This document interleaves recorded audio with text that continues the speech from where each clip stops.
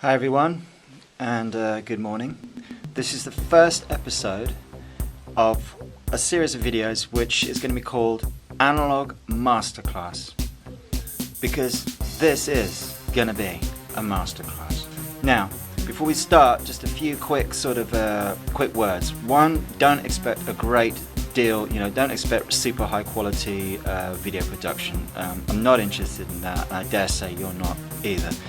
You're interested in these machines, and that's pretty much it. How they work, what they're going to sound like, what you can do with them, blah blah blah, why you should even have them in the first place, all that sort of stuff. We're not really that interested in video quality.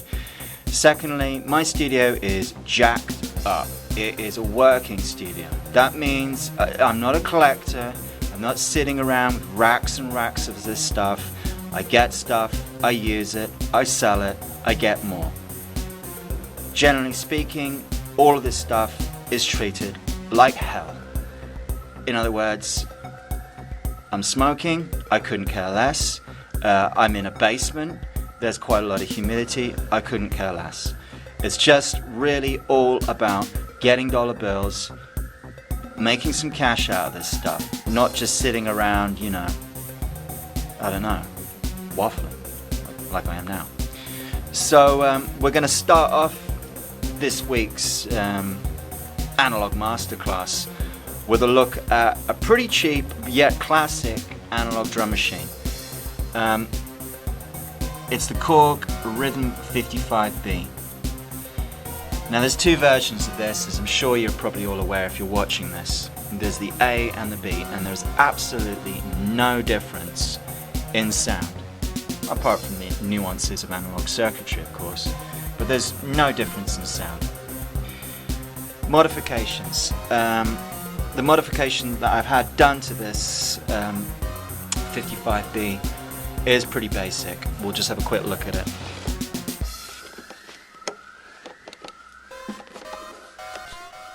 And that's it. Separate outs. Which in my opinion is the only real kind of modification apart from MIDI control that you'd want to do with this. MIDI control,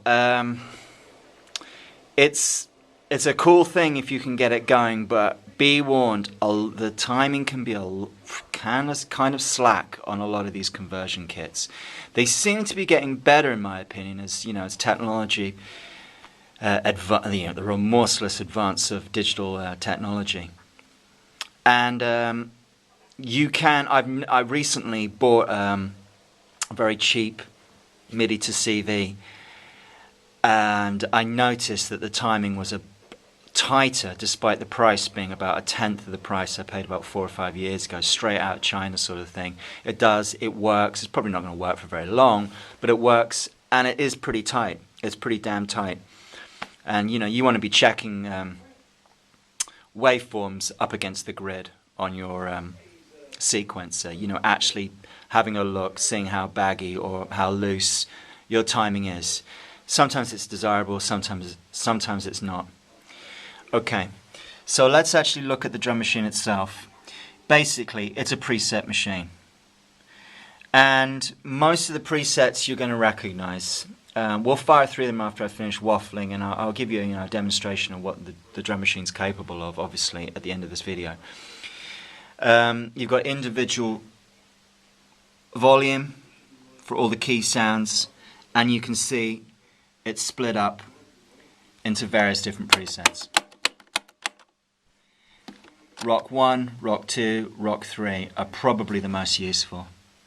But having said that, I have heard tracks from the early 80s that employ pretty much any of these presets. Can you combine presets? Answer, no, you cannot. You can on about 1 or 2, and I can't explain to you why you can on just certain taps, and on certain other buttons you cannot. But there's 1 or 2 where you can combine presets. The utility of which is pretty low, to be honest with you. You're really going to be going to Rock 1, Rock 2, Rock 3, and a few of the other ones. You've got an autofill thing here. Basically, tracks running, bang, you hit the fill, and you'll hear a fill. And again, you'll hear an audio demonstration of all of this stuff. You've got swing. You pull off the button there. Pretty straightforward. Tempo, again, totally straightforward. Start, stop. When you press start on a pattern, you will often hear, or you will hear, I should say, a roll in. So you hear a roll in, and then the pattern will, you know, continue on. So we've actually got two sort of fills from each pattern here, which if you're obviously recording to computer, you can cut and paste and get a little bit more juice and mileage out of the, you know, the variations. Now, me personally, I'm quite a big fan of a lot of the early mute material, and this drum machine's all over a lot of Fad Gadget, and obviously, as everyone knows, Speak and Spell. If you listen to Speak and Spell by Depeche Mode's debut album, you can hear it on practically every track. Now, being the sort of analog freaks that they were, you'll notice that they really try to get the best out of the drum machine, and really getting the best out of something is often not using it.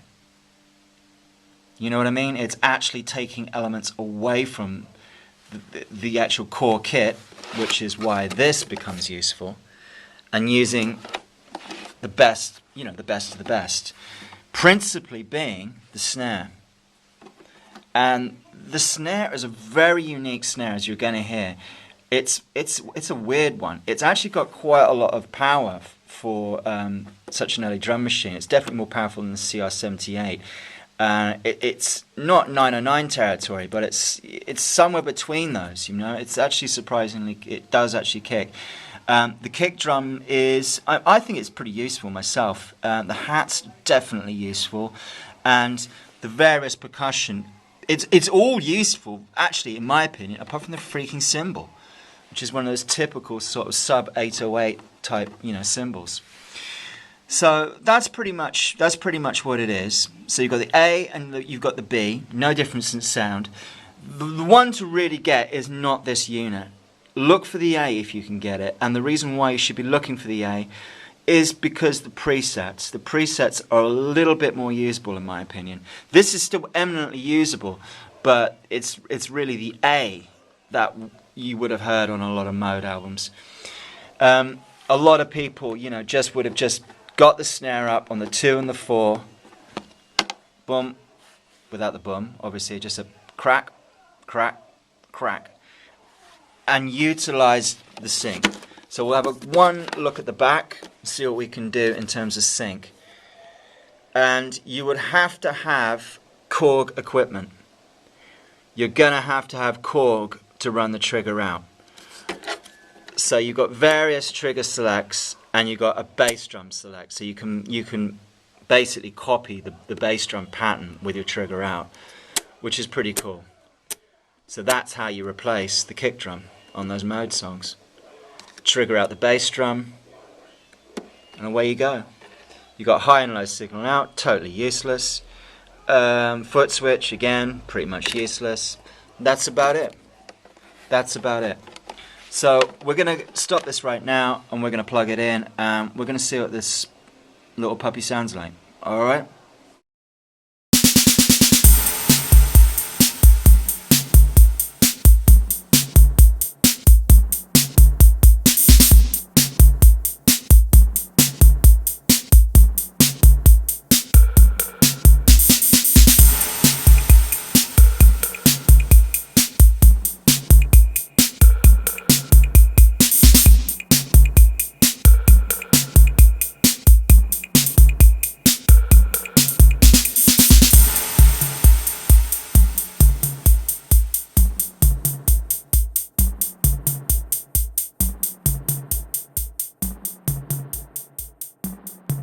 Alright, and this is a slightly fuller track. Bit of an early mute vibe for train spotters out there.